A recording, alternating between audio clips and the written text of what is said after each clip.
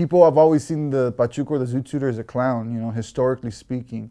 Of course they're gonna see it as a clown, you know, because they're seeing that somebody that is obviously a person of color is empowering themselves and walking with a strut and looking like a peacock. They're gonna be like, ah, you ain't nothing.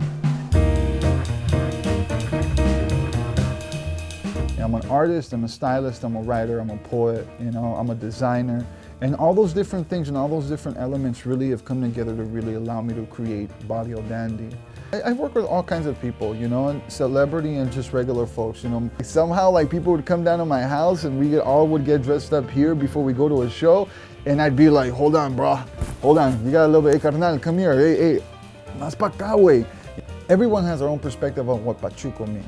You know, I believe that, you know, Pachuco to me is an individual who is from the barrio, who exudes class against all odds, with style, with dignity, and with empowerment. When I went to a thrift store with my grandfather and we bought something and created something for ourselves that gave us pride about who we were, it didn't matter how rich or poor we were good, we were rich. Growing up in East LA, the whole world around me told me that I wasn't worth it, that I was ugly, that I was poor, that I was this, that I was that. I was a nerd, you know, I was an outcast. I was a big goofy kid.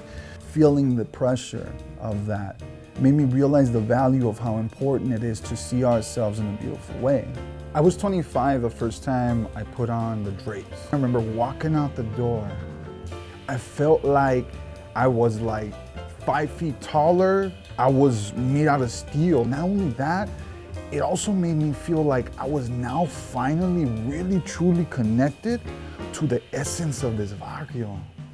People always react in certain different ways, you know, but it's always positive, you know, especially in the barrio, because it's like the Pachuco is the highest level of freshness, of freedomness, of style, of smooth. So any Latino, you walk around, you know, dressing up, wearing a hat, looking all cool, first thing they're gonna refer to you as a Pachuco. A lot of young people are connecting to the Pachuco style, 1960s and 70s, you know, old school styles that were like inherently Chicanos. Young people are using that style as a form of armor. They're taking ownership of that history and allowing themselves to be in resistance to what's happening. Whether it's any social issue that's occurring around police brutality, around gentrification, because they need to face systems that are continuing to perpetuate a lot of those injustices against our communities to this day. Me Too.